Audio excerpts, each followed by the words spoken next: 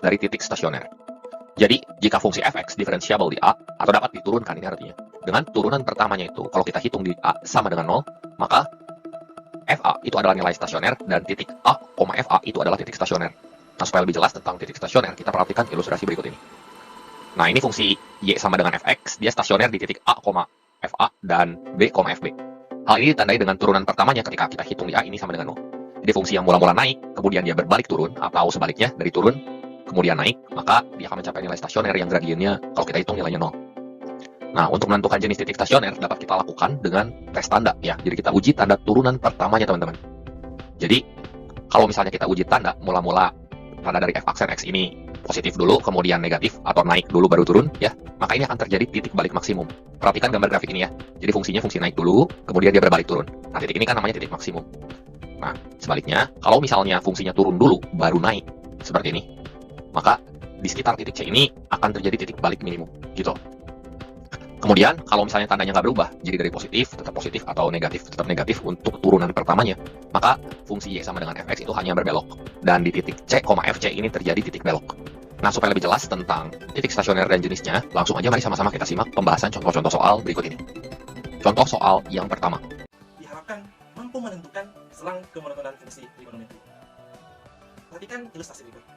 Misalkan ada grafik Y sama dengan fx, di mana terdapat beberapa titik dalam grafik ini. Ada titik A, titik B, titik C, titik D, titik E, dan titik F.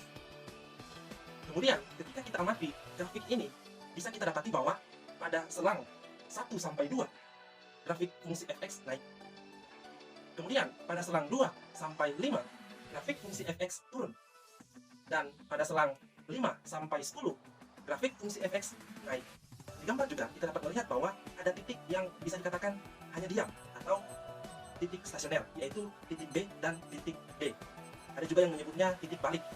Dan ketika kita juga mengamati grafik ini, terlihat bahwa dari titik A ke titik C, fungsi fx itu cekung ke bawah.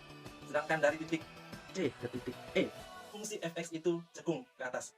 Titik C dan titik E itu dikenal dengan nama titik belok. Jika kita diberikan grafik atau gambar, kita dapat menentukan dengan mudah selang di mana fungsi itu naik, fungsi itu turun, fungsi itu cekung ke atas maupun cekung ke bawah, bahkan sampai dengan titik stasioner dan titik beloknya. Kan? Mudah pasti kan? Tapi bagaimana jika kita hanya diberikan suatu fungsi tanpa grafiknya? Contohnya seperti fungsi berikut. Apalagi ini fungsi trigonometri. Apakah kita harus menggambarnya? Tentu tidak.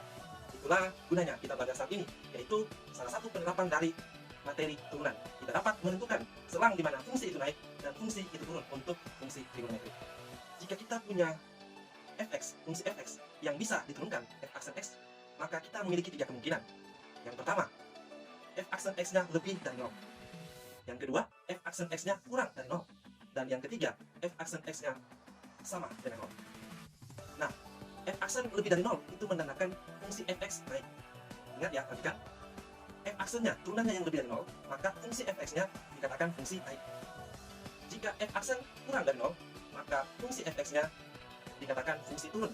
Sedangkan f aksen sama dengan 0, maka itulah yang dikenal dengan titik stasioner atau di waktu kelas 11. Tetapi kalau waktu kelas 11 pada matematika wajib itu fungsinya fungsi aljabar. Nah, pada di kelas 12 ini kalian belajar penggunaan turunan juga, tetapi fungsinya adalah fungsi trigonometri. Intinya konsepnya sama yang digunakan, namun berbeda di fungsinya. Kalau dulu fungsi aljabar, kalau sekarang fungsi trigonometri. Kita akan bahas satu persatu. Mulai dari pertemuan ini kita bahas garis singgung dulu ya. Oke, nah kita bahas yang pertama dulu, yaitu garis singgung fungsi trigonometri. Coba diingat kembali bagaimana menentukan garis singgung suatu kurva. Nah, sebelum itu saya ingatkan kembali, jika diketahui kemiringan garis M dan satu titik pada garis yaitu x1, y1, kemiringan garis atau gradien simbolnya M ya. Nah, satu titik di sini saya misalkan x1, y1, maka kita bisa menentukan persamaan garis tersebut. Nah, jadi kalau ada garis diketahui kemiringan dan satu titik pada garis itu, maka kita bisa menentukan persamaan garis. Nah, seperti ini, ada garis, ada diketahui kemiringannya dan suatu titik pada garis itu, maka kita bisa menentukan persamaan garis ini. Apa rumusnya? Masih ingat waktu SMP atau MTS? Nah, Y min Y1 sama dengan M kali X min X1. Dengan M itu adalah gradien, X1 Y1-nya itu adalah titik pada garis, salah satu titik pada garis. Nah, yang kedua, dua garis dikatakan sejajar jika dan hanya jika gradiennya sama. Nah, ketika ada dua garis dengan ini garis 1 dan garis 2, dan diketahui kalau dia sejajar, maka gradiennya sama. Begitu juga kalau gradiennya sama, dia sejajar. Nah, Selanjutnya, dua garis dikatakan tegak lurus jika dan hanya jika M1 kali M2 sama dengan min 1, atau dengan kata lain M2 sama dengan lawan dan kebalikan dari M1. Nah, jadi ada garis 1 dengan gradiennya M1, dan ada garis 2 dengan gradien M2. Maka ini tegak lurus ketika M1 dikali M2 hasilnya min 1. Demikian juga sebaliknya, kalau ini dikalikan hasilnya min 1, maka kedua garis itu tegak lurus. Nah, ini nanti kita gunakan waktu menyelesaikan soal persamaan garis singgung. Nah, kita bahas yang pertama dulu dari kemiringan garis singgung kurva. Coba diingat kembali bagaimana menentukan gradien. Gradien kurva itu sama dengan apa dulu? Nah, misal diketahui fungsi f(x), ada suatu fungsi f(x), sebuah garis menyinggung kurva fungsi f di titik x1, y1, artinya ini adalah titik singgungnya. Dengan y1 itu fx1, kemiringan garis singgung ditentukan dengan mensubstitusikan x sama dengan x1 ke dalam turunan pertama fx, yaitu f aksen x. Nah, gradien garis singgung itu kita turunkan, nah kita substitusi titik singgungnya. X1-nya ya, ilustrasinya seperti ini, ada kurva. Nah, ada kurva fungsi fx ya. Nah, ada suatu garis singgung, garis yang menyinggung kurva. Nah, kalau menyinggung pasti ada titik singgungnya ya. Kalau memotong, dia dua titik potong. Tidak menyinggung, tidak memotong, berarti ya tidak menyentuh sama sekali. Nah, karena ini ini garis singgung, pasti punya satu titik singgung di sini ya. Nah, misalkan itu x1, y1.